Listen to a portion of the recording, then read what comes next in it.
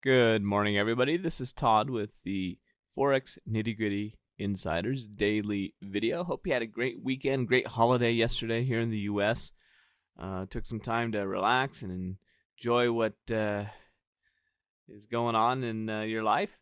We didn't have the markets open yesterday, and because of that, the markets were a little bit flat, little choppy, but a good time to step back and kind of take a look at what's going on with the pairs and with your trading.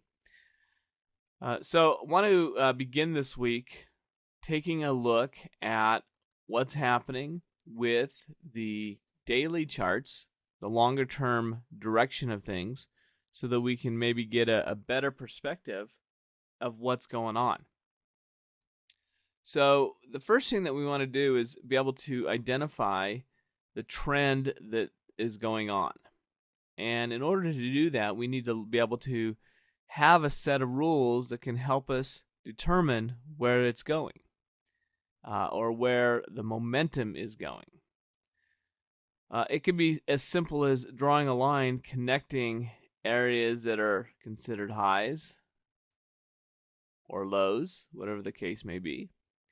In this case, you can see that we're still trending down based off of that. Or we could use some type of a moving average, like a 40-period simple moving average, which gives us a little bit shorter term or movement than we do just a long-term trend line. And so as we look at what's happened here over the past month, we've got the price, 3 weeks, the moving average turning up and the price up above it.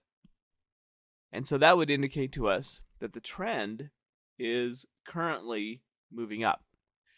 Now, when the trend is moving up, those are the times that we want to be looking for opportunities to enter into a long position and take advantage of the movements higher. Now, also take into consideration the deliberate nature of that movement. And what we'll see right now on a lot of these pairs is that there hasn't been a lot of deliberate movements. And when we talk about deliberate movements, we're referring to the movements of higher highs and higher lows in more of a consistent, deliberate manner. What we see happening right now in this particular pair is the euro dollar. We really kind of have just a sideways movement, did move up, and then has moved sideways here. So not really a deliberate type of a movement where we'd be looking for an opportunity to enter into a trade at this point. But it does tell us that the market is wanting to stay strong. After something moves up, typically we'll see it pull back before we look at getting into it again. Now, if we connect our highs here, and if we connect our lows on this, you can see that we're certainly in the upper range here, which would indicate to us that it might be at a point where it's going to try to settle back down towards this support area. So several things going on there. Now let's kind of quickly go through each one of these. You can see that on the Aussie dollar, the moving average has turned lower. The price is below it. And we've had a nice, strong movement to the downside here.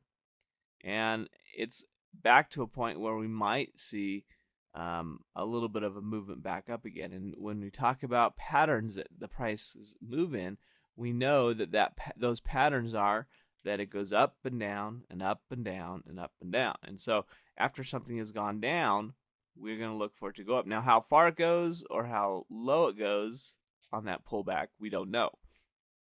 But we do know that there's a high probability that we're going to see it settle down a little bit and take a break in its downward momentum, even if it's only temporary.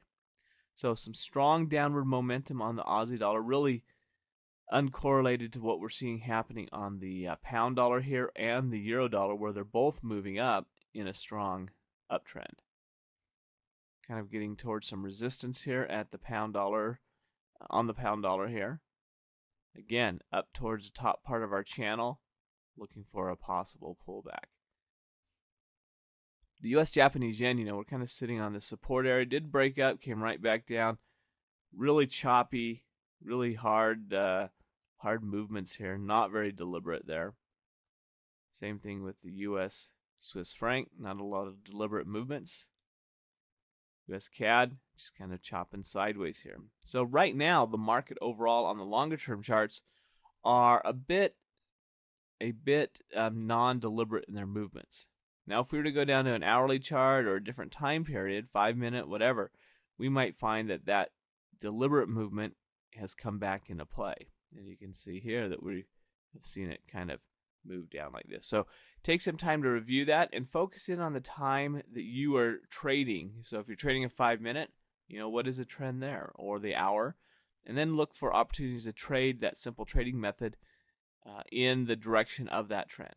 And if you can do that, you'll be setting yourselves up for the best possible situation as the price begins to move back in the direction of that trend.